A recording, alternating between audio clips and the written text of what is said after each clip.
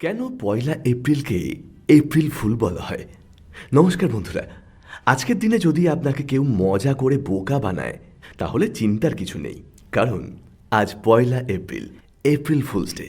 আচ্ছা, কখনো ভেবে দেখেছেন কেন এই দিনটিকে এপ্রিল ফুল বলা হয়?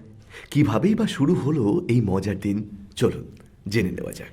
এপ্রিল ফুল দিবসের উৎপত্তি নিয়ে একাধিক মতামত আছে। এর মধ্যে সবচেয়ে জনপ্রিয় একটি গল্প আমাদের নিয়ে যায় ষোড়শ শতকের ফ্রান্সে। 1582 খ্রিস্টাব্দে পোপ ত্রয়োদশ গ্রেগরি জুলিয়ান ক্যালেন্ডার পরিবর্তন করে নতুন গ্রেগরিয়ান ক্যালেন্ডার চালু করেন। নতুন ক্যালেন্ডার অনুযায়ী নতুন বছর শুরু হয় পয়লা জানুয়ারি থেকে।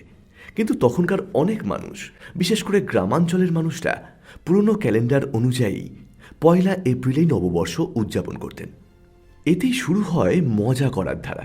নতুন ক্যালেন্ডারের অনুসারীরা, অর্থাৎ যারা জানুয়ারিতেই নববর্ষ পালন করতেন, তারা পয়লা এপ্রিল নববর্ষ উদযাপনকারীদেরকে বোকা বা এপ্রিল ফুল বলে ডাকতে শুরু করেন।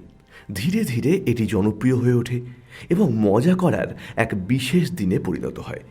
তবে এই গল্প ছাড়াও আরও কিছু ব্যাখ্যা রয়েছে। কিছু গবেষক বলেন, মধ্যযুগে ইউরোপের কিছু দেশে এপ্রিলের শুরুতেই মূর্খদের উৎসব বা ফিস্ট অফ ফুলস পালন করা হতো। আবার কেউ কেউ মনে করেন এটি এসেছে প্রাচীন রোমানদের হিলারিয়া উৎসব থেকে, যেখানে মানুষ মজার পোশাক পরে একে অপরকে বোকা বানাতো। যাই হোক, আজকের দিনে এপ্রিল ফুল মানেই দুষ্টু মজার খেলা। কিন্তু মনে রাখবেন, মজা করতে গিয়ে যেন কারো কোনো ক্ষতি না হয়। তাই চলুন সবাই মিলে মজা করি, কিন্তু দায়িত্বশীলভাবে। কলমে, সম্পাদনায় এবং কণ্ঠে আমি মনোতোষ।